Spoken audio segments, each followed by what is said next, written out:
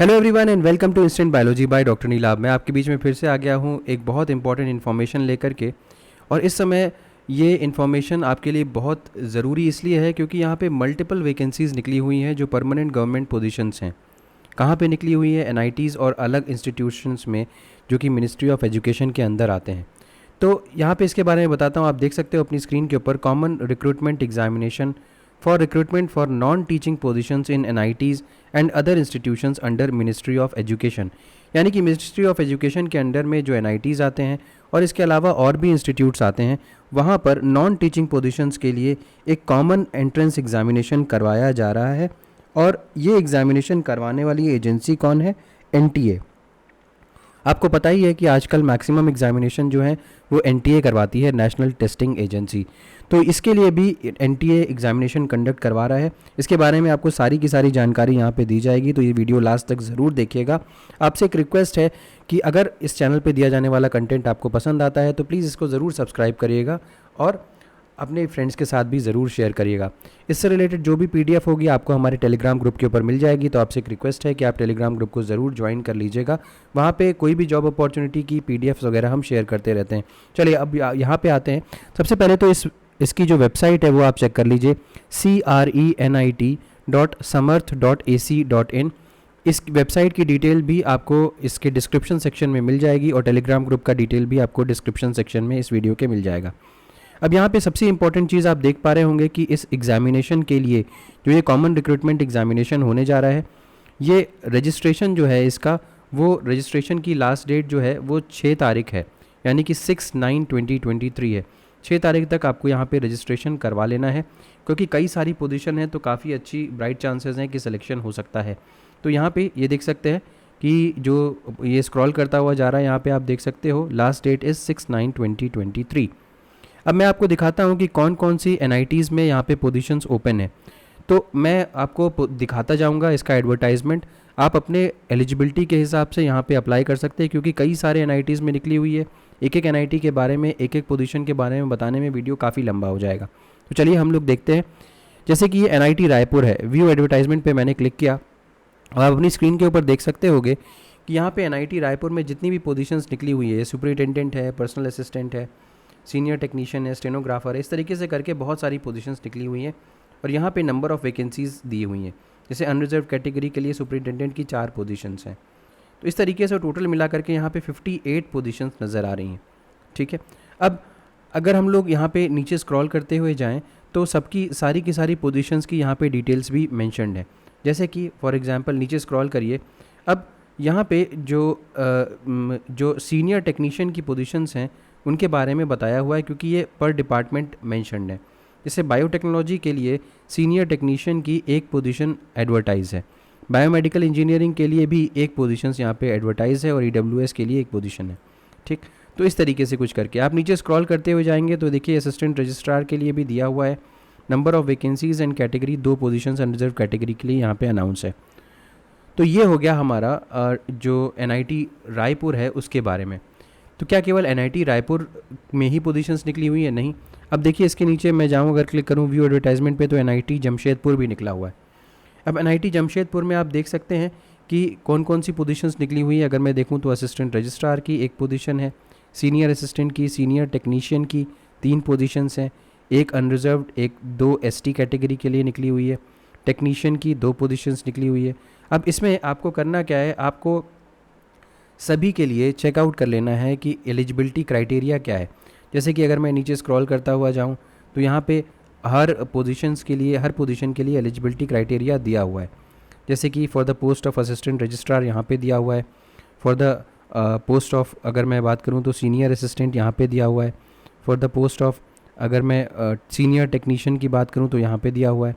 और साथ ही साथ में ये भी मैंशनड है कि कौन से ग्रुप की पोस्ट है वो और कितनी सैलरी वगैरह होगी। ये सारी की सारी चीज़ें यहाँ पे मेंशन्ड है। तो आप इसको चेकआउट कर सकते हैं डिपेंडिंग अपॉन आपकी एलिजिबिलिटी क्राइटेरिया क्या है। अगेन चलिए नेक्स्ट एनआईटी के बारे में बात करते हैं। एनआईटी कालीकट, यहाँ पे चेकआउट करिए। एनआईटी कालीकट में जूनियर इंजीनियर की पोजीशन है, सुपरिटेंडेंट की है, टेक्निकल असिस्टेंट की है, लाइब्रेरी एंड इंफॉर्मेशन असिस्टेंट की है, सीनियर असिस्टेंट की है, सीनियर टेक्नीशियन की है। तो आप चेकआउट कर सकते हैं। बहुत सारी पोजीशंस और बहुत सारे देखिए वैकेंसीज़ निकली हुई हैं। अब जैसे मैं टेक्निकल असिस्टेंट की बात करूँ तो 30 सीटें यहाँ पे मेंशन्ड है। अब देखिए आप देख सकते हो यहाँ पे first class BE BTech in civil engineering from a recognised university. अब ये पोजीशन तो आपकी जूनियर इंजीनियर के लिए हो गई। अगर मैं यहाँ पे देखूँ तो सुपरिटेंडेंट ग्रुप बी की पोजीशंस के लिए फर्स्ट क्लास बैचलर्स डिग्री और its equivalent from recognised university और इंस्टीट्यूट इन एनी डिसिप्लिन दिया हुआ है, यानी कि यहाँ पे कोई भी स्टूडेंट अप्लाई कर सकता है। ठीक, तो इस तरीके से कुछ आपको सभी पोजीशंस को, सभी जॉब्स को चेकआउट करते रहना है। बहुत सारी यहाँ पे बायोटेक्नोलॉजी की भी पोजीशंस होंगी जिनको आप अप्लाई कर सकते हो।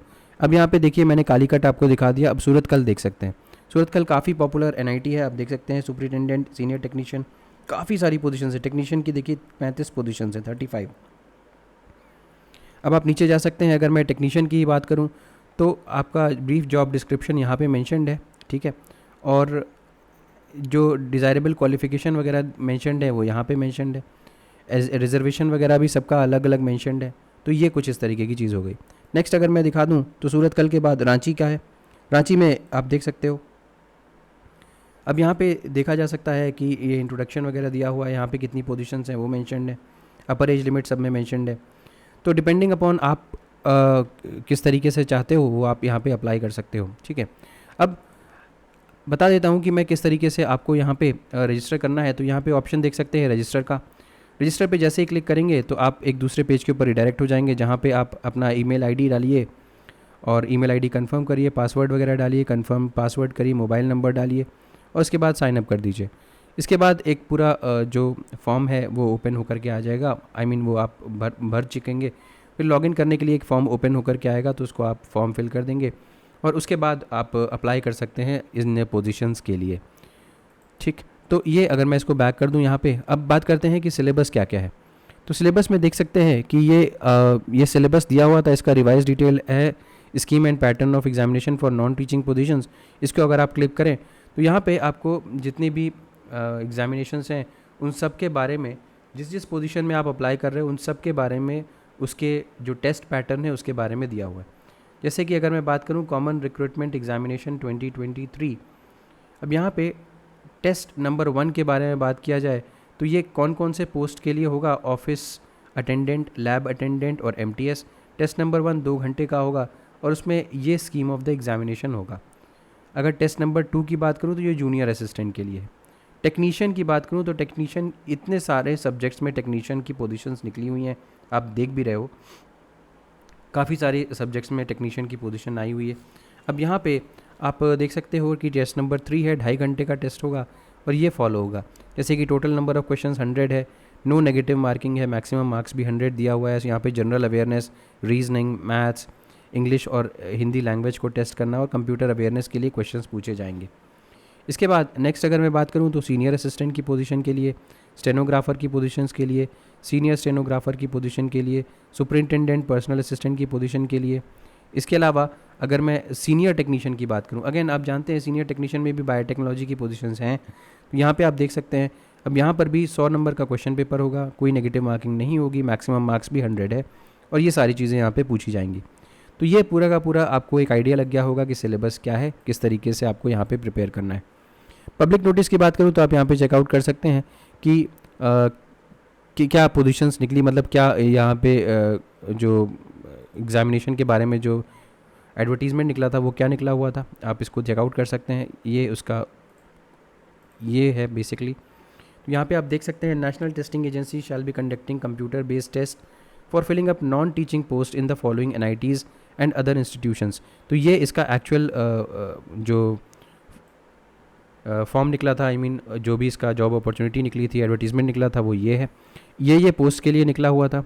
और online application window for these institute shall remain open from 17/8 to 6/9, ये हो गया। और इसके बाद ये सारा का सारा यहाँ पे मेंशन है जो मैंने आपको ऑलरेडी बता दिया है। बाकी कुछ और वैकेंसीज़ के लिए, कुछ और पोजीशंस के लिए जो यहाँ पे मैंने आपको वैकेंसी नोटिफिकेशन दिखाया था, कुछ और के लिए यहाँ पे रजिस्ट्रेशन क्लोज हो चुका है। जैसे NIT हमीरपुर के लिए भी था, बट यहाँ पे रजिस्ट्रेशन क्लोज हो चुका है। MNIT जयपुर के लिए, KHS आगरा के लिए ये इन्होंने रजिस्ट्रेशन अपना क्लोज़ कर रखा है। तो मुझे उम्मीद है कि ये इन्फॉर्मेशन आपके लिए यूज़फुल ज़रूर रही होगी और मैं ऐसा सोचता हूँ कि आप ज़रूर इसमें अप्लाई करिए, क्योंकि पोजीशंस काफ़ी सारी हैं और होने के चांस ज़्यादा हैं। तो उम्मीद है कि ये इन्फॉर्मेशन पसंद आई होगी, इसको अपने फ्रेंड्स के साथ ज़रूर शेयर करिएगा और बेल आइकन को दबाना बिल्कुल मत भूलिएगा। Thank you so much, have a good day.